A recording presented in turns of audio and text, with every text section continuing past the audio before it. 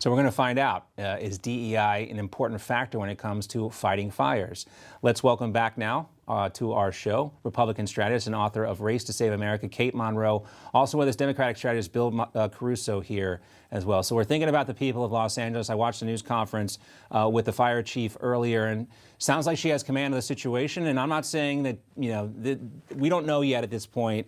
There's going to be a lot obviously invested in figuring out how the response went and how this fire got so out of control. But we are going to find out if it's a factor, good or bad or indifferent. Bill, does DEI help Los Angeles stay safe from these types of fire? We don't know. And listen, I'd argue this right now. I mean, number one, I think she's doing a fairly decent job at keeping us informed and keeping people, up to date on what's going on and leading the command, right, in the middle of this. You just reported there were 2 people that have been dead so far. It's horrible, but also it's unimaginable that only 2 people thus far, right? And given what we're watching on our TV screen. So I'm a big fan right now. We can save this kind of conversation for maybe a week from now. I'd argue that your woke police friends, and by the way, on the other side, the climate, experts, maybe pick up a shovel or a hose and shut your mouth right now. And maybe that's the focus that we should be dealing with, because you got people that are literally running for their lives in California. When it comes to the leadership of this situation, the mayor, Kate, she is in Africa right now. She's in touch with the authorities on the phone. Obviously you can't foresee this type of stuff happening. Do you think she deserves the criticism she's getting for not being there at this point? Well, I mean, the LA mayor is not God. She had no way to know whether or not this was going to happen, right? So you can't really fault somebody for being somewhere else at the time.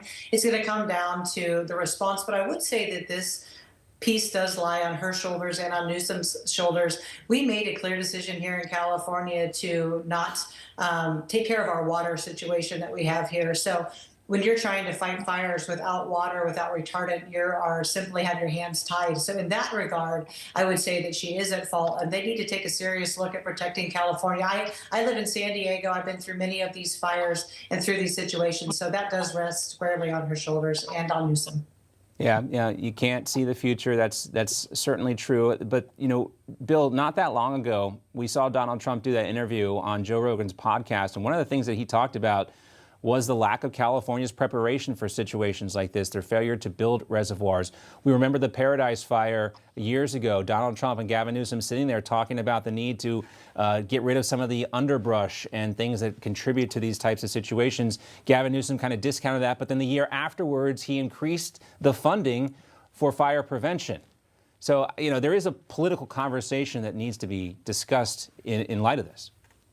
Without question. My point is it's probably not right now, because we just don't know all the facts. I mean, to be honest, this is a more urban fire than what we're seeing, right? So, the brush and other issues may not even be a factor in this. We saw reports, by the way, that there may have been issues with reservoirs in the water, but that was a temporary issue. The water's back on. But these are things that I absolutely think we have to get into. And I'm just going to argue, I'm on the other side of the country. I'm on the East Coast side of the country. I'm in New Jersey. We have the Pinelands. We have a similar situation goes on regularly there. And this is liberal New Jersey, by the way. But we do active management of our forests in a pretty regular fashion. And maybe that's something that we need to work on together and on a national level and start sharing this information. You're seeing it happen in Canada, too, by the way. Canada's had a massive forest fire problem. So it's time to pay attention to this. But right now, it's time to focus on saving lives. We can get at all this later on. Yeah, and the reluctance, I think, to do things like that, you think of the famous what is it, the snail dart or whatever the fish is, Kate, in California, that has been so restrictive for how California operates its water system.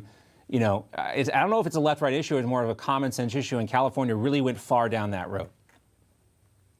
Yeah, we typically go way too far down lots of roads here in California. We don't focus on preservation of our great state. We would prioritize a fish over the people of California. And you wonder why people are leaving California. But I would say this on a side note, as somebody who's been through hurricanes and through fires, you should stop sitting in your house and filming for social media. If you are in a home that's burning, you need to get out. Like this is real life. And I think people in California are a little bit tone deaf to that. You guys need to get out.